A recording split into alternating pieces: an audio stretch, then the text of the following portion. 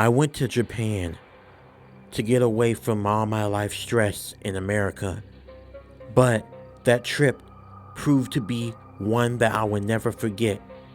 And every time I think about going there to that specific place in Japan, my body gets chills, especially when I saw that woman and what she did that was very unnatural. And I later to come to find that it was actually an urban legend. I think I witnessed an urban legend. Let me start off like this. I was packing my stuff up and I was rushing to the airport because the next flight to Japan was leaving in about 15 minutes. Once I got on the plane, I was excited. I was leaving all my troubles behind, which was great. I needed this vacation. When I got there, I got me a hotel and I went off to sleep. The next day, I got up and I began to do some sightseeing in Japan. I visited a lot of cool places, ate some really delicious food. It really was one of my best vacations I've ever took. But that all changed after I met this woman. See, it was at a Japan nightclub and I was feeling really good. I thought, hey, maybe I could get a little lucky tonight. So I took a couple of condoms with me and I headed to the Japanese nightclub. The nightclub ran for about several hours.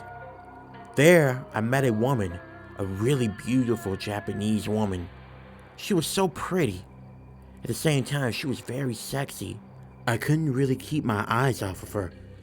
And then I noticed that she came closer to me and closer. I was prepared. I even learned Japanese, but when she came up to me, she told me in perfect English, "You're from America, are you? My name is Chi Fuji. What's your name?" "Oh, my name is Michael. Nice to meet you, Chi Fuji," I said to her while being caught off guard by how open she was. And then she asked me a question that really threw me off. Something that I should have thought about. Now that I sit back and really think about what happened, this was a huge warning sign. "You know, Michael, I really want to get to know you more. You want to go back to my place? It's much more closer," she asked. And now, like I said, this was very weird because I know women pretty well and a lot of them would not invite a guy they just met at the club back to their place. Something was off, but obviously I was drunk and too excited to really think straight. I mean, I'm in a situation where a very attractive woman is asking me to come back to her place so I could get to know her well. Like the idiot that I was, I took her up on her offer. "Sure, why not? Let's head to your place." "Great. Once you get to my place, we're definitely gonna have a good time knowing one another, Michael." 5 minutes had passed and we were at her apartment complex. Once we got inside of her apartment, she told me to make myself comfortable, but the way she said it was in a way that made me felt like I was gonna get lucky. Then she went in her room, closed the door. She told me that she would be out in about a few minutes. I already knew what was gonna happen.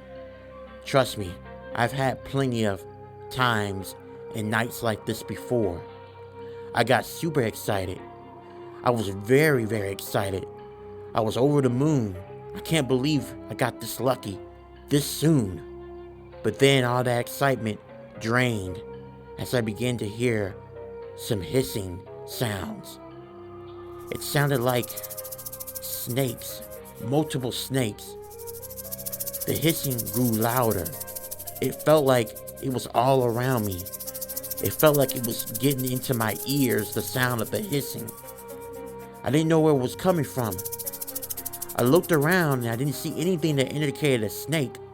I was about to call out to Chi Fuji, but then I heard her call out my name. And I looked and I saw her head peeked out of her room door. It was just her head. It seemed kind of odd. Then she asked me,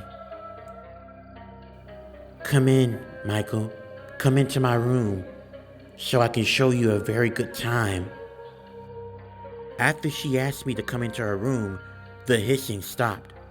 But then I started to feel this immense amount of dread, and this eerie feeling started to sink into me. The air around me felt very thick, so thick to the point that I can cut it with a knife. It felt off. Something about this whole situation felt off.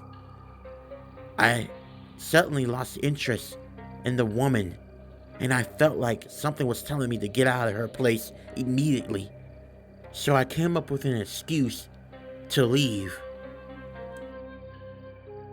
Hey, Chief Fuji, let's do this again another day. The liquor's really started to kick my ass, and I'm not feeling too well. I'm feeling kind of nauseous, and I don't want to throw up at your place. I gotta go.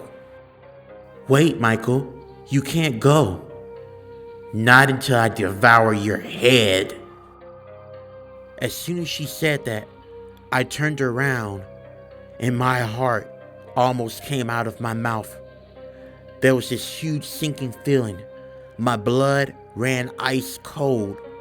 As I looked at Chief Fuji, she wasn't the same anymore. Her head was still the same, but her body, I can't even believe what I was looking at. What the fuck I was looking at. She had her head, but her whole entire fucking body was the body of a snake. Then her eyes were orange, and she had these razor sharp teeth that looked like the mouth of a snake. Then her tongue came out of her mouth. It looked like a tongue of a snake. I yelped, and I ran out of that apartment so fast. I turned around, and I didn't see her follow me, but I looked up in her apartment window, and I saw her staring at me. She was licking her mouth. I was completely petrified. But once I blinked, I noticed that she was gone.